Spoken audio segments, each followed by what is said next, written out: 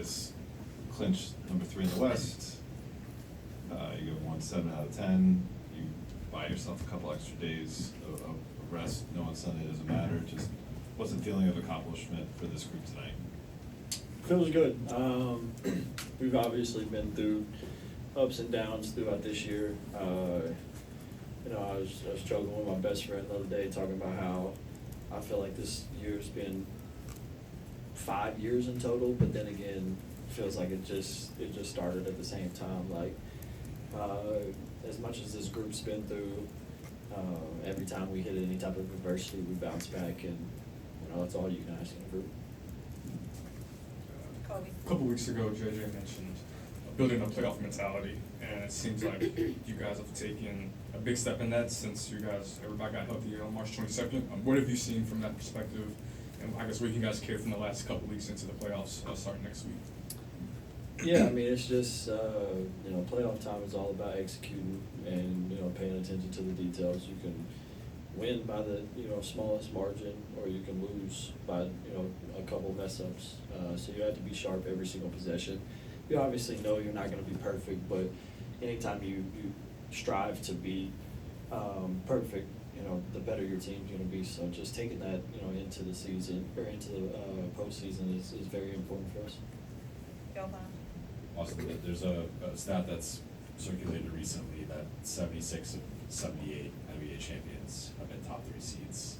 You guys locked up for the number 3 seed. Do you feel like you guys are building towards that and have a real shot at that based on where you're at in the playoff seeding? Yeah, I mean, I did not know that stat, so thanks.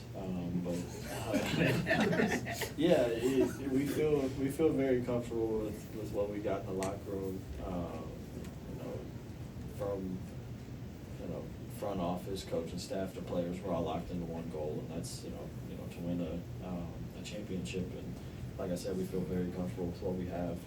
We can play different ways, and then we got the best player to ever play the game, and then probably arguably going to be one of the best players to ever play the game with Luka. And then around that, we have guys that are just bought into winning, and that's what you need when you're trying to make a run like that. Austin, back here, what kind of impact has J.J. Redick had on this team? Huge. When the Lakers hired him, I had talked to him a couple times previously, and I knew his IQ of the game. But obviously there was all the talks about he's never coached at any type of high level or anything like that. And since day one, he's been super professional, super locked in to one goal, and that's getting the team to buy into what the coaching staff wants. So he's been huge in what we've done, and I can't give him enough credit for what he's done for me, the team. Happy to, go to war for him any day. Awesome. I was asking JJ about the defense and sort of LeBron's role in it, and he mentioned a play today where, like, LeBron, you were on somebody and LeBron told you to get out of the way. Would you describe him as like a quarterback on defense? Is that his role, or is it middle linebacker? That sort of vocal role he plays there? To be honest, I don't really know football that much. But he talks about it all the time. Yeah, I mean, he is, our vocal leader on and off the court. He leads by example every day. He shows up to work, happy, smile on his face, and obviously his IQ is second to none. So anytime he's talking on court, off court, everybody's locked into what he has to say, and it's big for us when he's on the court talking like that, because like I said, his IQ is so high that he's seen a billion possessions in the NBA, so he's guarded every type of player that's been in the NBA. He's seen every scheme, so if there's someone to listen to, I think it would be him. Austin, by securing this number 3 seed, obviously you're going to get rest, recovery, more practice time. What for you specifically excites you most about securing this 3 seed? I get to watch the Masters tomorrow and Sunday with a little less stress. But like you said, it's a good opportunity for us to get back in the gym, work on what we need to work on. If it's your body, skill work, watch film, whatever it is, it just gives us, a couple more days to be Very prepared for, you know, whatever matchup we have. Melissa?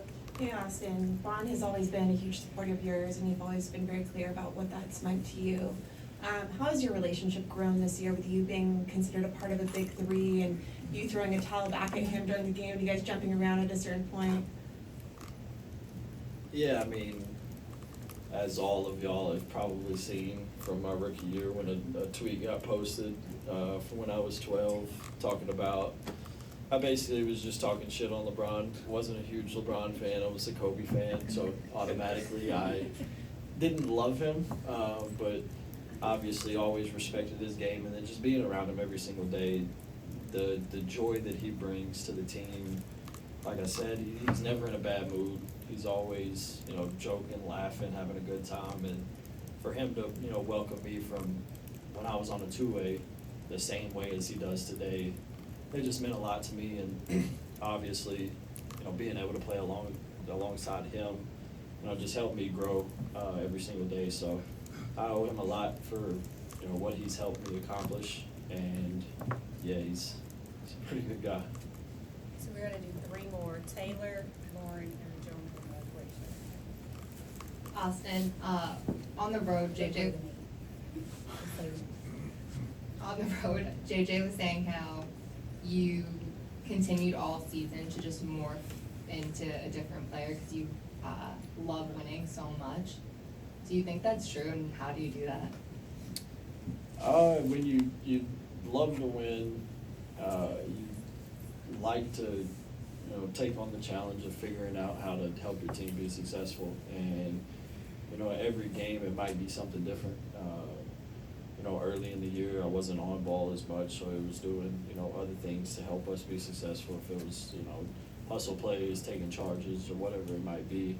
And then just continuing to grow my game, being in the gym every day with Bo, just trying to continue to get better, and then, you know, just like I've always said, just try to play the game the right way. I feel like my parents and my brother did a really good job of teaching me how to play the game, and when you're, you know, able to play with such good players and you try to play the right way, good things will happen. You'll always be in the right, not always, obviously myself, but you'll continue to put yourself in, you know, positions to be successful, and then obviously, you know, they do so much to help me, you know, get to where I want to go. So I just try to play the game the right way, and hopefully the basketball gods reward me. Last two, Lauren? Austin, you've consistently been one of your biggest critics, and also now that you're having such a stretch where you've had a lot of consistent games, how would you evaluate your confidence level as you approach the playoffs, and also your confidence level in your team and where they were before the trade deadline to now, like what you've seen in terms of that trajectory and belief in this team and what they can accomplish? Yeah, I mean, as a team, I feel like we can, you know, I feel like we can win a championship, to be honest with you. And the reason of that is I know that everybody in that locker room believes that and is also bought into whatever your role is to help us do that. You could go, you know, down the line of everybody in there and ask them, you know, what their role is, and they'll tell you exactly what it is. We're not unrealistic with, you know, each other, and that's what you have to be, you know, to be a good group. You have to be honest with each other. And that's why I give this coaching staff a lot of credit, is that they come in and they planted their system and they held guys accountable to what they asked them to do, and everybody bought into that. And then for me, I've always had a weird, you know, maybe a little bit of a delusion, confidence in myself even when things aren't going good, but obviously when I don't play well, I know I don't play well, so I hold myself to a standard of being better. So I just love the challenge of continuing to grow and get better. And like I said, even when I'm going through tough stretches, I still believe that I'm a decent player. Last question. Austin, you have like this freeness to yourself when you play. Like you're busting out like a lot of different moves, a lot of barbecue chicken work on some of you guys. What gives you that delusional confidence, I guess, to just try some of these moves in the game? To be honest, we was talking about players that don't know what don't really know what they're gonna do. This was before the game tonight, actually. Me and Brian was talking about how when players don't really know what they're gonna do, they're tough to guard. And I kinda looked at him and was like, half the time I have no idea what I'm about to do. It just happens, and, it just comes from, you know, putting time in the gym, believing in my handle, believing in, you know, I probably take some bad shots. I'll be the first to say that, but I have that confidence of I can make any shot. So, yeah, it's just playing the game that I love with, you know, a lot of freedom, and everybody on our, you know, team and staff tells me to do that. They don't want me to be anything that I'm not. They tell me every single day to go be yourself, and, you know, that obviously builds confidence in myself as well. So, give them all the credit. Thanks, JR. Thank you. Roy will be next, he'll come